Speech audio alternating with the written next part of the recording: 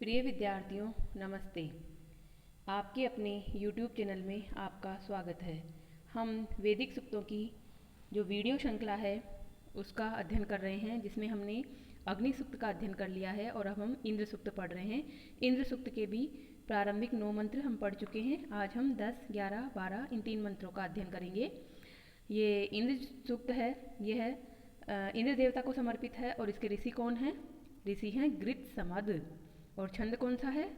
छंद है त्रिष्टुप। त्रिष्टुप छंद में क्या होता है? 11 वर्ण होते हैं और 4 पाद होते हैं। तो इस प्रकार से चारों पादों के कुल मिलाकर 44 वर्ण होते हैं। तो देखिए आपकी स्क्रीन पर उपस्थित है 10वां मंत्र। क्योंकि ये वेद हैं तो वेदों के लिए हम मंत्र कहते हैं। है ये पद्यांश पद्य ही, परंतु हम इनको मंत्र कहेंगे। तो आप ध्यान रखेंगे, जब आप संदर्भ प्रसंग लिखेंगे तब भी लिखेंगे प्रस्तुत मंत्र ऋग्वेद के द्वितीय मंडल के 12वें सूक्त से लिया गया है या उद्धृत है, जिसके ऋषि गृत्समद हैं, देवता इंद्र हैं तथा छंद त्रिष्टुप हैं। इस प्रकार से आप मंत्र कहेंगे इनको, क्योंकि मंत्र इनका एक तरह से सही परिचय होगा। अब देखिए उच्चारण करते हैं, हम इसका वाचन करते हैं। यशश्वतो मयिनो दधानान्, यशश्वतो मयिनो दधानान्, अमन्यमानान् शर्वा जगान, अमन्यमानान् शर्वा जगान।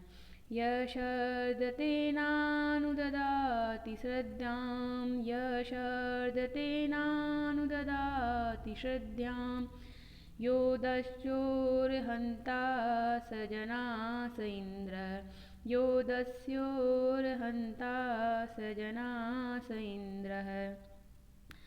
तो देखिए पदपाठ में, पदपाठ यानी प्रत्येक पद का पृथक पृथक करके पाठ करना, यानी कि समझना कि उसमें कहाँ संधि है, कहाँ से टूट रहा है पद, हमें किस पद को जानना है। तो यह है यानी जो, शाश्वत है यानी कि अनेक, मही मही एनः, यहाँ पे आपको देखना पड़ेगा कौन सी संधि है, यण संधि है, मही एनः। एनः यानी पाप, मही यानी महान बड़ा, दधानान, दधानान यानी धारण करने वालों को, अमन्यमानान, अमन्यमान नहीं मानने वालों को यानी आदर नहीं देने वालों को, शर्वा जगान है, यहाँ पर भी संधि है, व्यंजन संधि का नियम है।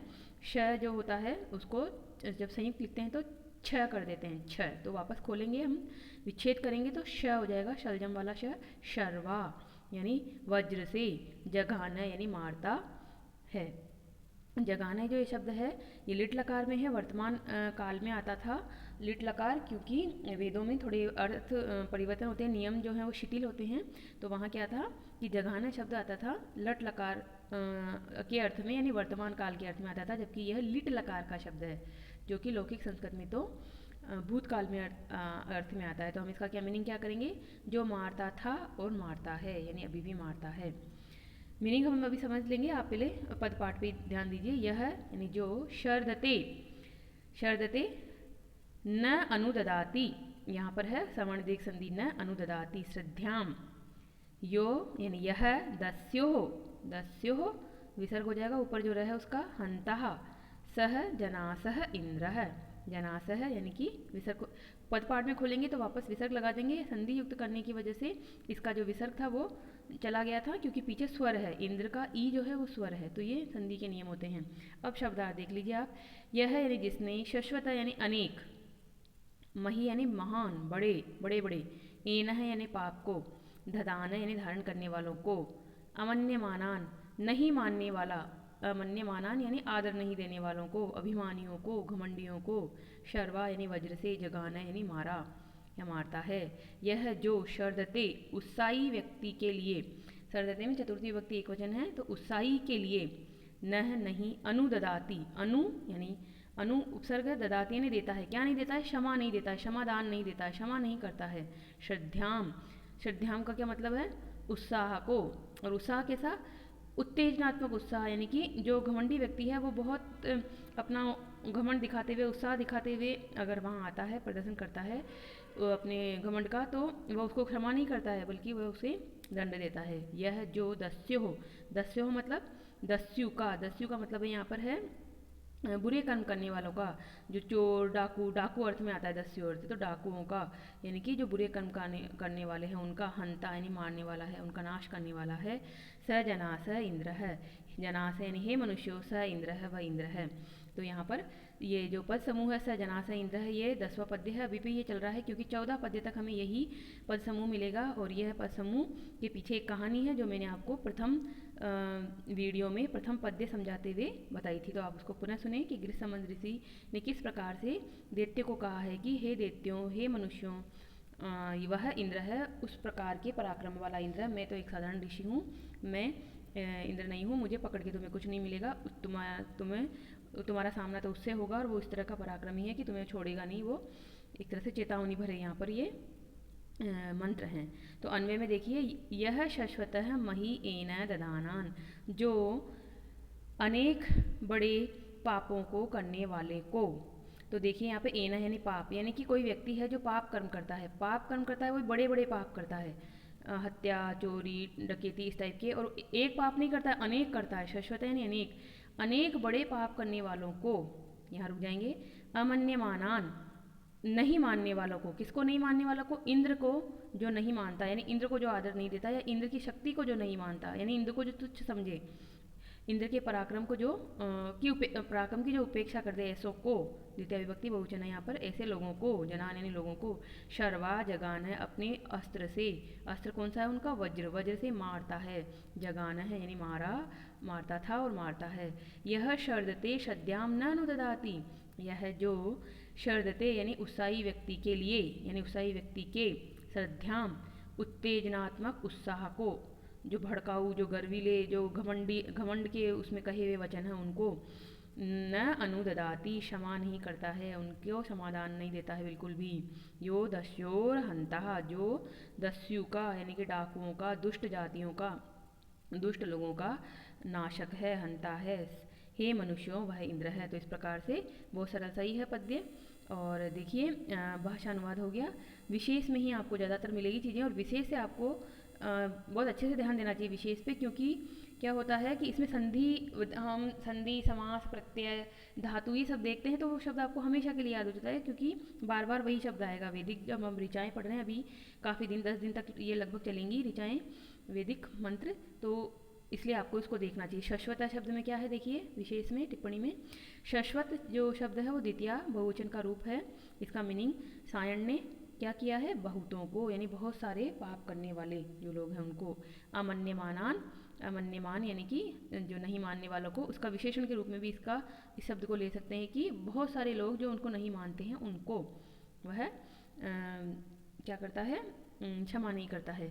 मही, मही शब्द क्या है? महत शब्द है, उसका नपुंसक लिंग द्वितीय विभक्ति एक वचन में मही बनेगा।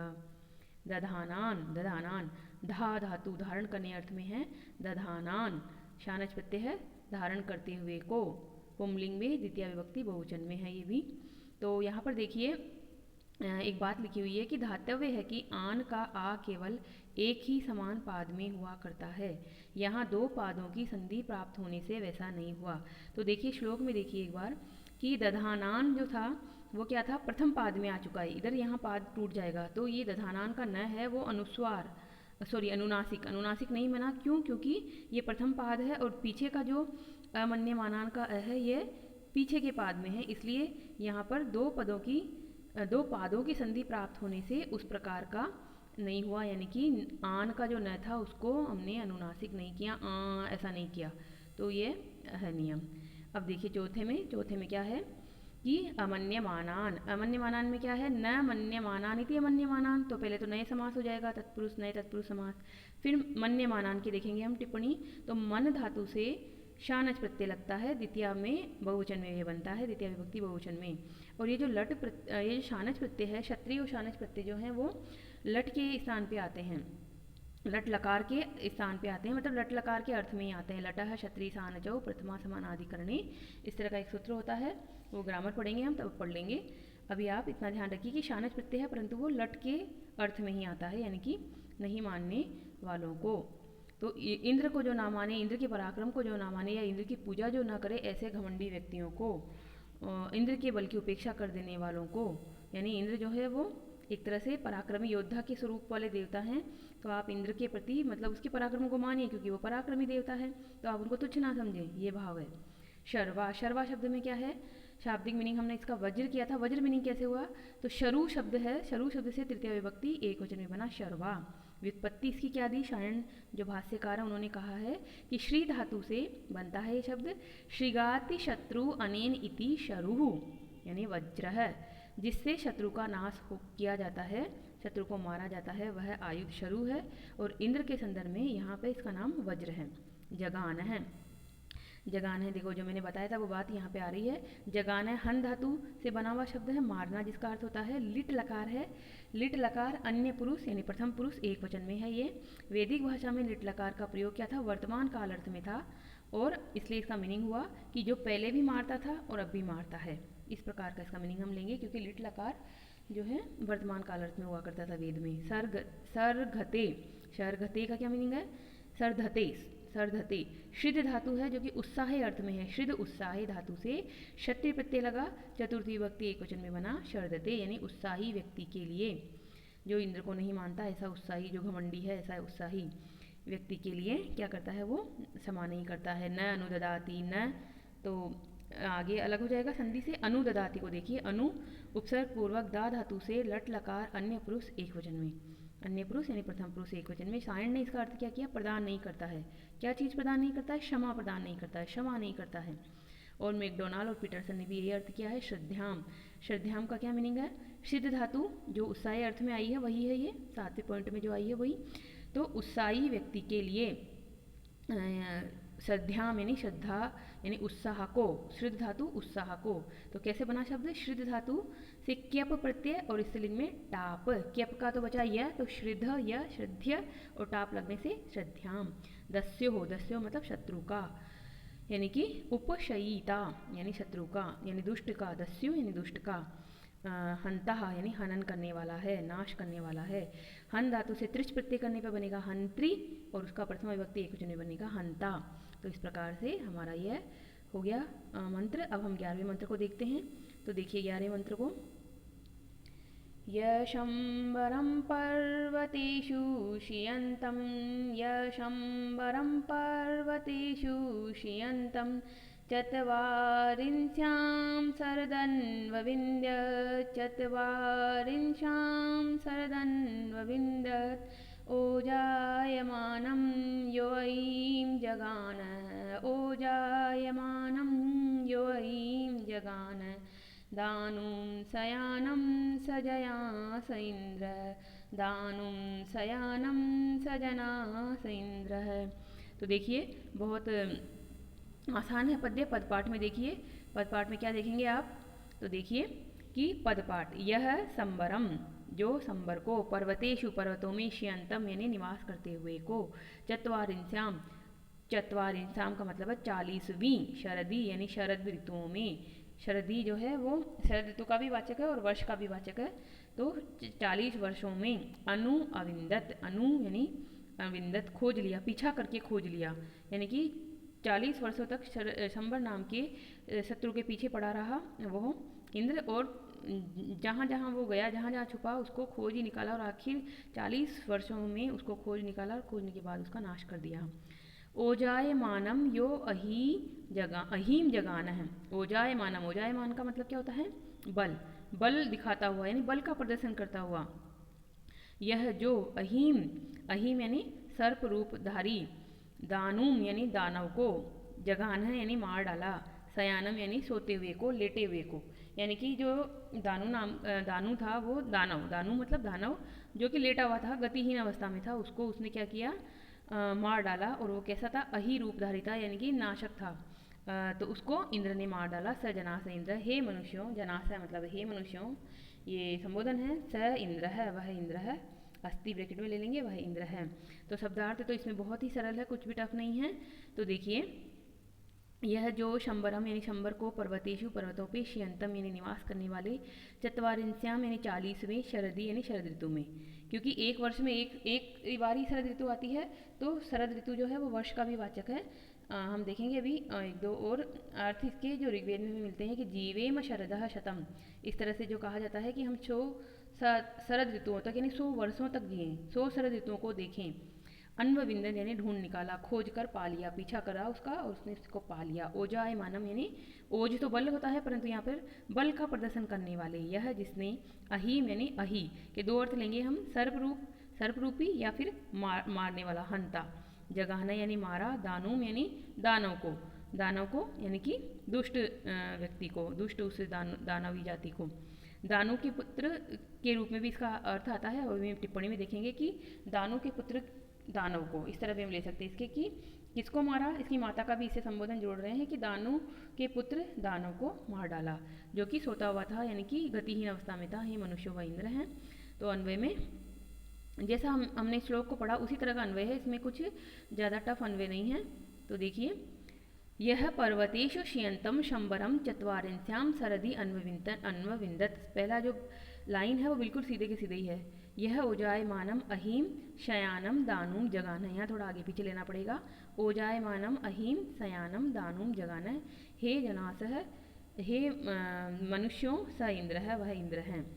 अस्थि को ब्रैकेट में ले लिया। तो भाषानुवाद में क्या है कि इंद्र के पराक्रम का वर्णन करते हुए इंद्र का परिचय दिया जा रहा है कि जिसने पर्वतों में निवास करने वाले संबर नाम के असुर को 40वीं शरद ऋतु में अर्थात 40वें वर्ष में खोज कर पा लिया था, और जिसने बल का प्रदर्शन करने वाले सर्परूप अथवा हंता, या तो हम उसको दो अर्थ लेंगे अही शब्द के, या तो हम सर्परूप ले लेंगे क्योंकि अही शब्द का मतलब सांप भी होता है और अही का मतलब मारने वाला भी होता है, हंता।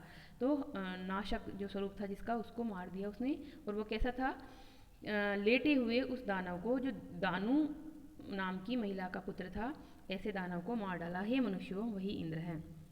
अब देखिए संबर पे टिप्पणी है।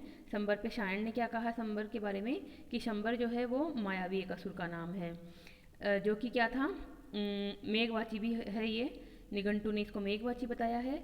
अब एक मैकडोनाल्ड नाम के पाश्चात्य विद्वान, उन्होंने क्या कहा है कि इंद्र का एक शत्रु का नाम है संबर, और वो शत्रु क्या है, बहुत ज़्यादा मतलब चर्चित शत्रु है इंद्र का, परंतु उससे ज़्यादा चर्चित भी 3 और अन्य शत्रु हैं। वृत्त, बल और शुष्ण नाम के 3 जो शत्रु हैं वो ज़्यादा चर्चित हैं, यानी कि प्रथम 3 नंबर पे तो हम वृत्त को, बल को और शुष्ण को रखेंगे। चौथे नंबर पे शंबर नाम का शत्रु आएगा, जो कि इंद्र का शत्रु बनता है। यानी कि इंद्र के बारे में जब हम 250 सूक्तों में पढ़ते हैं ऋग्वेद में, तो पता चलता है कि शंबर को भी वहाँ गिनाया गया है इंद्र के शत्रु के रूप में।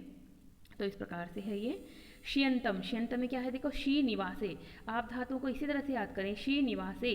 सी धातु निवास अर्थ में है, जो कि तुदादि गण एक गण होता है 10 गणों में से, उसमें है, और क्षत्रिय प्रत्यय लगने पर बना निवास करते हुए, द्वितीय विभक्ति एक वचन में है ये। तो इस प्रकार से यहाँ पर बातें बताई गई है कि अदादि गण तथा तुदादि गण में तो ये जो धातु आती है उसका मतलब निवास करना ही है। अगर ये भवादि गण की धातु होती तो इसका मतलब फिर शासन करना होता। ये ग्रामर की बातें हैं, आपको समझ में आ जाएगी धीरे धीरे, या आती होगी अब तक तो, क्योंकि आप बीए कर रहे हैं तो बीए में तो ये समझ में आ जाती है सब। चत्वारिंस्याम सरदी, चत्वारिंस्याम में क्या है, चत्वारिंस्याम सरदी यानी कि 40वीं शरद ऋतु में। तो अब यहाँ पे हम देखेंगे इसको कि चत्वारिंशताम ये शब्द कैसे बना। तो चत्वारिंशताम शब्द बना है, ये पूर्णवाचक शब्द है, यानी कि पूर्ण संख्या होती है, पूर्णी संख्याएं होती है। उसमें क्या होता है, तस्य पूर्णे डट सूत्र से डट प्रत्यय लगता है तो बनता है चत्वारिंसी। अगर गीप प्रत्यय लगा दे तो हम स्त्रीलिंग में, क्योंकि 40वीं शरद ऋतु में, तो गीप प्रत्यय लगा के स्त्रीलिंग बना। हमने गीप इसमें क्यों लगाया, क्योंकि ये जो शरद शब्द है पीछे की तरफ आ रहा है शरदी, ये खुद स्त्रीलिंग में है। तो स्त्रीलिंग में है तो इसका विशेषण रूप जो आया है इसके आगे, तो विशेषण विशेषण में एक जैसा ही लिंग विभक्ति वचन हुआ करते हैं, इसलिए यहाँ पर हमने इसको भी स्त्रीलिंग बनाया। तो 40वीं शरद ऋतु में, तो इस प्रकार से सप्तमी विभक्ति एक वचन में बना चत्वारिंस्याम। तो इस प्रकार से इसका हो जाएगा। और जो सायण ने इसका अर्थ किया है वर्ष, संवत्सर, संवत्सर यानी वर्ष, क्योंकि जीवेम शरदः शतम ऐसे भी हमें मंत्र मिलेंगे जहाँ पर आता है कि हम 100 वर्षों तक जिए। तो शरद शब्द का मीनिंग शरद ऋतु भी है, और शरद शब्द का मीनिंग जो है वो वर्ष भी है, क्योंकि एक वर्ष में एक बार ही शरद ऋतु आती है, तो इसको वर्ष का वाचक भी मान लेते हैं। अब देखिए दानु का क्या मतलब है। दानु मतलब दानव को, शाब्दिक मीनिंग तो इतना ही है, पर इसके पीछे भी थोड़ी सी एक कहानी है कि दानु जो है वो क्या थी, वृत्त की माँ का नाम था। हमने पढ़ा वृत्त भी एक असुर था, तो वृत्त असुर को और यहाँ पर दानु नाम के असुर को एक ही मान रहे हैं, और कह रहे हैं कि वृत्त की माँ का नाम दानु था।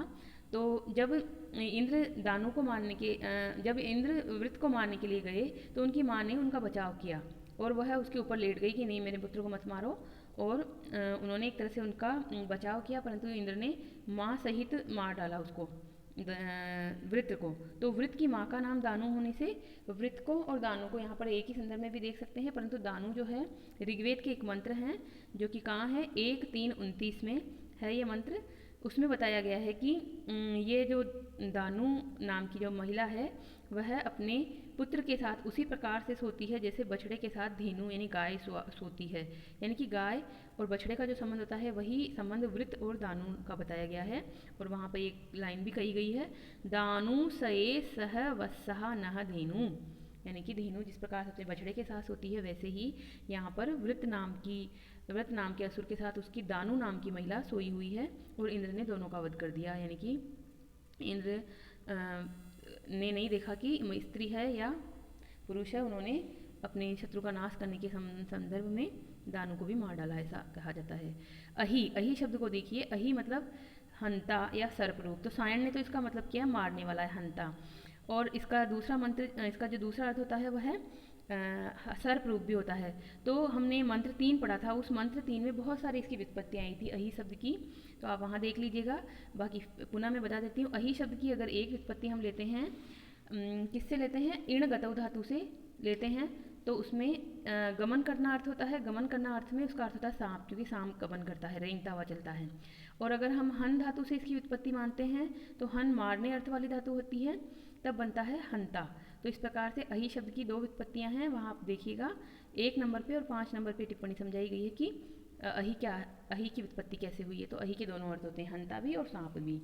अब देखिए शयानम, शयानम में क्या है, शी धातु है जो कि शी शयने सोने अर्थ में आती है, शयन करने अर्थ में। शानच प्रत्यय है सोते हुए को, यानी कि जो आराम फरमा रहा था, आराम कर रहा था, ऐसे को, गतिहीन को उसने क्या किया, मार डाला। और ये उससे पहले आ ही गया था कि वो जो है वो इंद्र क्षमा नहीं करते हैं, बिल्कुल अपने शत्रु को पीछा करके, चाहे 40 वर्ष ही लगे, पीछा करके उसको मारते हैं बिल्कुल। तो यहाँ पर चेतावनी भरे शब्द ही हैं गृहसमन के कि तुम उससे दुश्मनी मोल मत लो इंद्र से, वो तुम्हें छोड़ेगा नहीं, बिल्कुल पीछा करके तुम्हें मार डालेगा। अब देखिए आगे वापस थोड़ा सा इसमें ना अगले 12वें मंत्र में परोपकारी स्वरूप भी है और पराक्रमी स्वरूप भी है इंद्र का।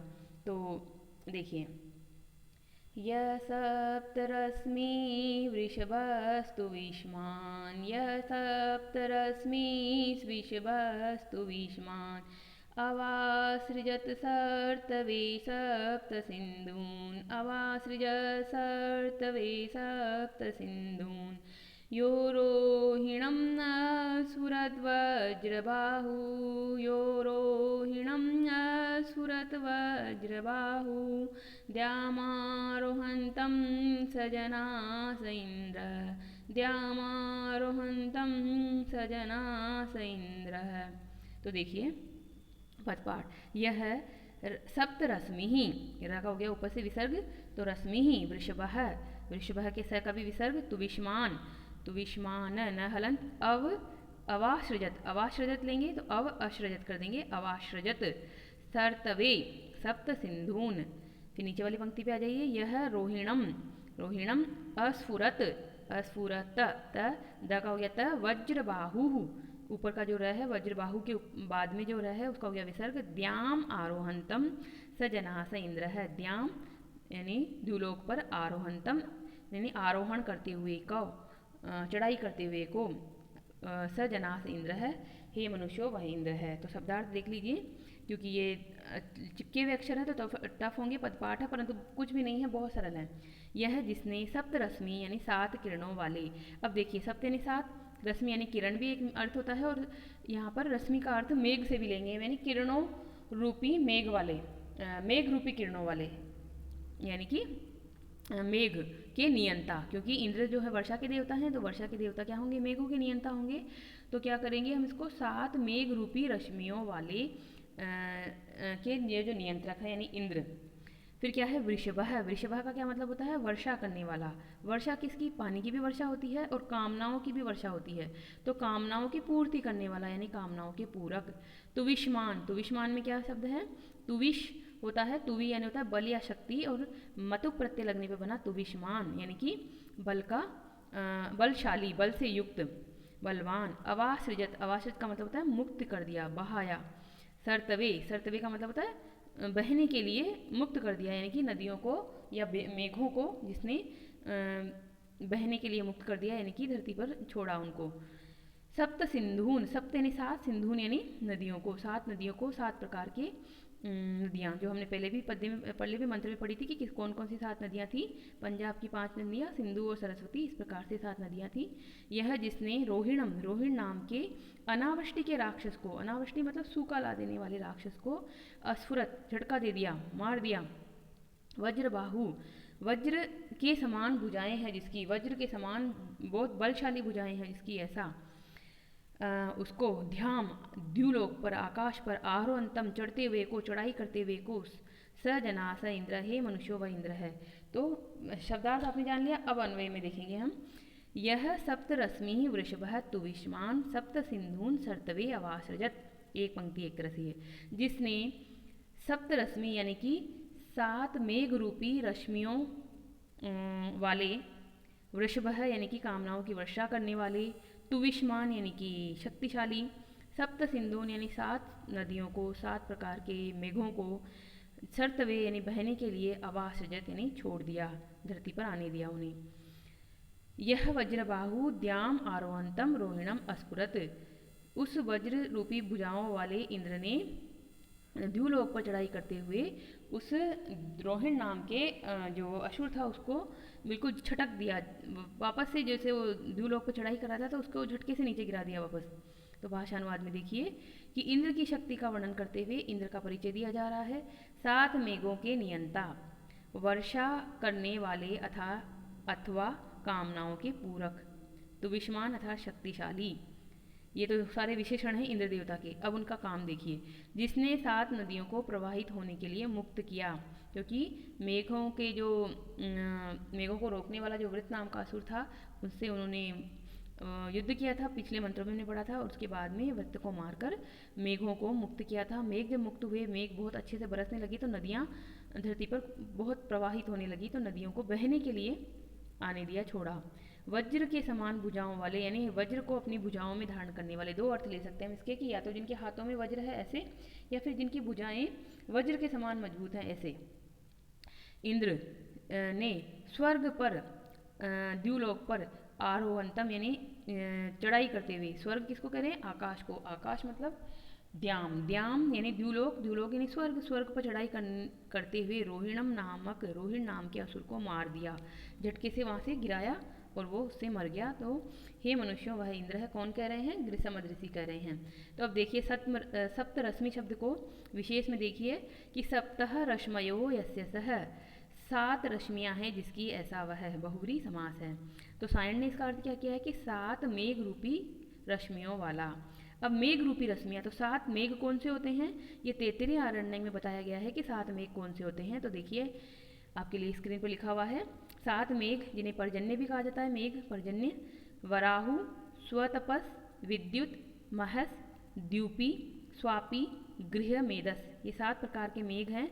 ये 7 मेघ जो हैं वो इंद्र के सहायक हैं। इंद्र इन मेघों की मदद से ही वर्षा करते हैं, वृष्टि करा पाते हैं। तो इसलिए इंद्र जो है वर्षा के देवता हैं, इसलिए वो वृषभ हैं, और वो कामनाओं की पूर्ति करते हैं, कामनाओं की वर्षा करते हैं, कामनाओं के पूरक हैं, इसलिए भी वो वृषभ हैं। इस प्रकार से यहाँ पर सप्तरश्मि शब्द हुआ है कि 7 मेघ रूपी रश्मियों वाले। वृषभ, वृषभ शब्द को देखिए, वृषभ में क्या है? वृष सिंचने धातु होती है, उसमें अभस प्रत्यय लगता है तो बनता है वृषभ है। इसका मतलब है कामनाओं की वर्षा करने वाले, कामनाओं की पूर्ति करने वाले। और ये ज़्यादातर जो है वेद में, ऋग्वेद में इंद्र देवता के लिए ही प्रयुक्त हुआ है, क्योंकि इंद्र जो हैं वो कामनाओं की पूर्ति करने वाले देवता हैं। तुविष्मान शब्द को देखिए, तुविष्मान में क्या है? तु गतौ धातु है, उससे असुच प्रत्यय लगा तो बना तुविश। तुविश बनने के बाद में तुविश शब्द का मीनिंग हुआ शक्ति या बल। तब फिर मतुप प्रत्यय हमने लगाया, मतुप में क्या होता है? मान अर्थ होता है, मान होता है, उसका मतलब होता है वाला, शक्ति वाला, शक्तिमान, बलशाली। तो यहाँ पर बलवान अर्थ लेंगे हम इसका। सारण ने 2 अर्थ लिए हैं इसके, बलवान या फिर बुद्धिमान, और मैकडोनाल्ड ने तो बलवान ही अर्थ लिया है। सर्तवे, सर्तवे में क्या होता है, श्री धातु सरकने अर्थ में आती है, यानी गति करना। तो नदियों को सप्त सिंधुन सर्तवे अवासृजत, ये पंक्ति थी। तो 7 नदियों को बहाया, यानी गति करवाई उनको, जहाँ जहाँ वो नदियाँ एक तरह से जम गई थी, ठिठुर के रह गई थी, क्योंकि पानी इतना होता ही नहीं था पर्याप्त, तो नदियाँ कैसे बहेंगी, पर्याप्त पानी हुआ तब नदियाँ बहने लगी। तो ये जो शब्द है श्री धातु, इसमें गति करने अर्थ में तवेन, तवेन एक प्रत्यय है जो कि तुमुन के अर्थ में आने वाला एक प्रत्यय है, वैदिक प्रत्यय है। और इस तरह से इसका मतलब हुआ बहने के लिए। सप्त सिंधुन, 7 प्रकार की नदियाँ। अब जो सायण है, सप्त को शिव धातु से मानते हैं और इसका अर्थ कहते थे कि सर्पणशील, सर्पणशील मतलब सर्प की तरह चलने वाली नदियाँ, क्योंकि नदियाँ भी टेढ़ी मेढ़ी चलती हैं और सर्प भी टेढ़ा मेढ़ा चलता है। तो इस प्रकार की सिंधु यानी जल, यानी टेढ़े मेढ़े चलते हुए जल को क्या किया, बहने के लिए छोड़ा। तो इस तरह से भी इसका मीनिंग लिया जा सकता है, पर आप सिंपल एक मीनिंग याद रखें कि 7 प्रकार की नदियों को उसने छोड़ा, यानी कि 7 प्रकार की नदियों को बहाया धरती पे। रोहिणम, अब रोहिणम को देखिए, रोहिण क्या है, असुर विशेष है, एक नाम है असुर का, वही है। निघंटू है, निघंटू एक ग्रंथ है, उसमें मेघ भी बताया गया है इसका मीनिंग। और हिलेब्रांड नाम के एक विद्वान है, पाश्चात्य विद्वान है, उन्होंने क्या कहा है कि ये जो है रोहिण नक्षत्र का ही एक नाम है, तो ये भी ले सकते हैं, परंतु आप इसको एक असुर विशेष ही लें। और ये एक असुर है जिसका नाम ऋग्वेद में केवल 2 बार आया है, ऐसा कहा है मैकडोनाल्ड ने।